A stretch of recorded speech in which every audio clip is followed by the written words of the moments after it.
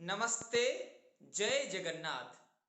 कथा तो आमे अनेक शुणीचे, कहानी भी आमे अनेक शुणीचे, किंतु आज आमे एमिति एक कहानी शुणिबा जो कहानी आपणक भविष्यत गढ़िबारे सहायक हब। आपण माने जानी आह्लादित हेबे। एमिति एक राज्य थिला जो राज्य रे प्रत्येक 5 वर्ष रे राजांकर परिवर्तन होथिला।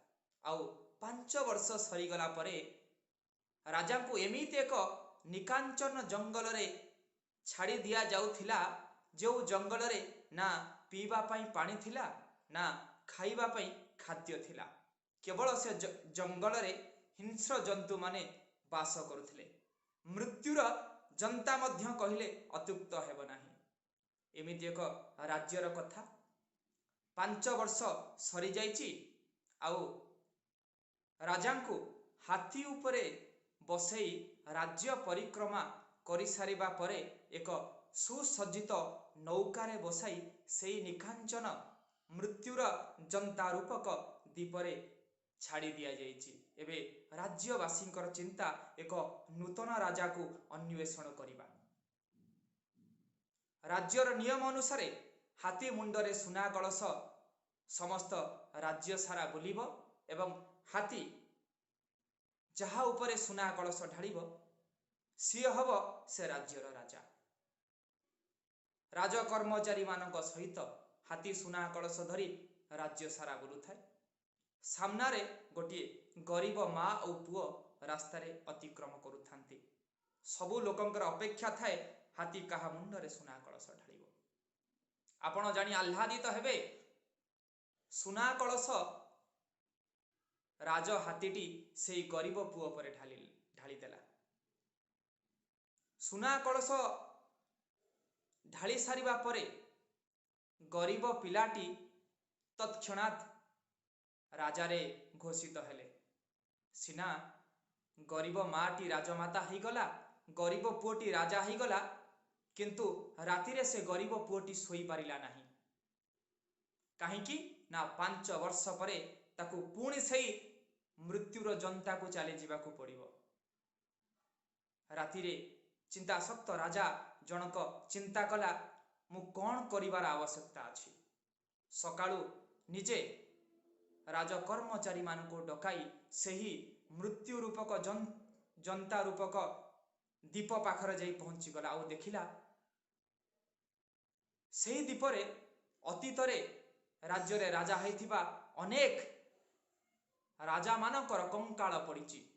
आउ सेही दीपरे अनेक हिंस्र जंतु माने वास करुचंती। ना सेठी जल अछि ना खाइबा पे खाद्य अछि। सेही दिनठू राजा निश्चित हो गला जे मते 5 वर्ष परे एही जगह को फेरी आसिया को पड़िबो। राजा सेपटे 5 वर्ष लोक मानकर सेवा करुथाए, किंतु ध्यान थाए तार मृत्यु रूपक जनतारे। प्रथम वर्ष सेठी थिबा हिंस्र जंतु मानकु से गोटे चिड़ियाखाना भितर रखिदेला। द्वितीय वर्ष से जगार थिबा घंच जंगल को काटी सेठी कृषि कार्य आरंभ कला। आउ तृतीय वर्ष सेठी कृषि कार्य आरंभ करिदेला। आउ चतुर्थ वर्ष राजा निजे सेई मृत्यु रूपक जनता रूपक दीपटीरे निजर एक सुंदर राजप्रसाद तैयारी करिदेला। धीरे धीरे सेई राजांकर 5 वर्ष पूरी गला। राजा को राज्यर नियम अनुसार एक सुंदर सुसज्जित हाथी बसई राज्य परिक्रमा कले। राज्य परिक्रमा सरीगला परे एक सुसज्जित जेतबले डंगारे बसागला समस्त देखिले राजा कौन अन्य राजा माने जेतबले सेई मृत्यु रूपक जनता को जानती समस्त आखिर गंगा जमुनार श्रावणीर नदीर धार बहु थाए, किंतु ये राजा तो हसुची।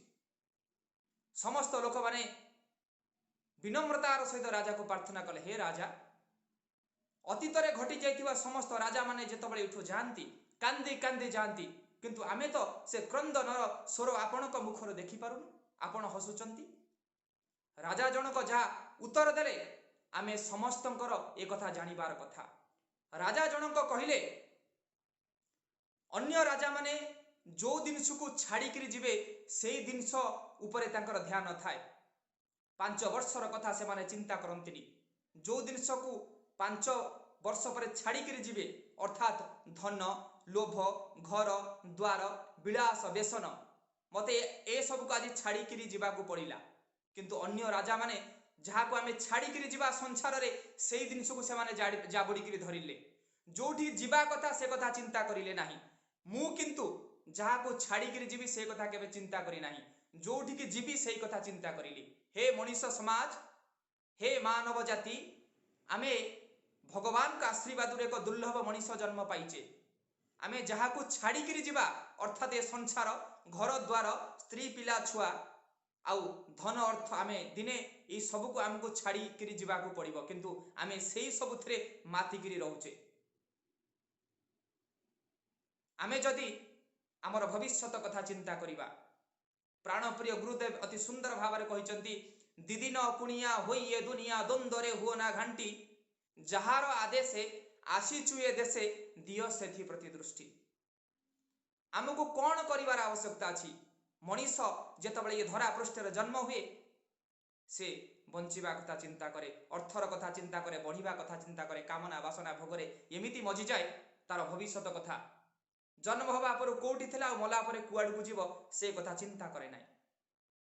जदि बदलैबार अछि निज को बदलाओ ना, निज कर्म को बदलाओ। आमे जदि आमे निज कर्म को बदलैबा आम भविष्यत बदली जीव। राजा सही कथा कहला और हसी हसी विदाय नेला। कहला मु सिना तुम राज्य छाड़ी आज सही द्वीप को चली जाउची जो द्वीप आ मरण जनता हेई नाही, जो द्वीप को मु गोटे जीवन जनता करी देइची। आपण मानको विनम्र निवेदन, आपण माने मध्य आपण मानकर भविष्यत को जीवन जनता करी दियंतु, मरण जनता करंतु नाही। वर्तमान कामना वासना भोगरे अर्थ पिपासारे न गड़े भविष्यत कथा चिंता करंतु। भगवान को पदार विंदरे समर्पित हुंतु।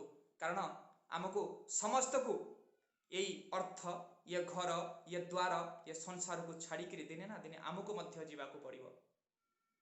आपण माने जदि भविष्यत कथा चिंता न करी वर्तमान रे लिप्त हेबे ताले गला बेल को निजे मध्य कांदिबे, आपण परिवार मध्य कांदिबो। तेणु करी आपण समस्त को ये सेवकर विनम्र निवेदन, निजको भगवान को पदार विंदरे समर्पित पूर्वक अनासक्त जीवन अतिबाहित करंतु। निजको भगवान को पदार विंदरे समर्पित पूर्वक जगतर कल्याण पई काम करंतु।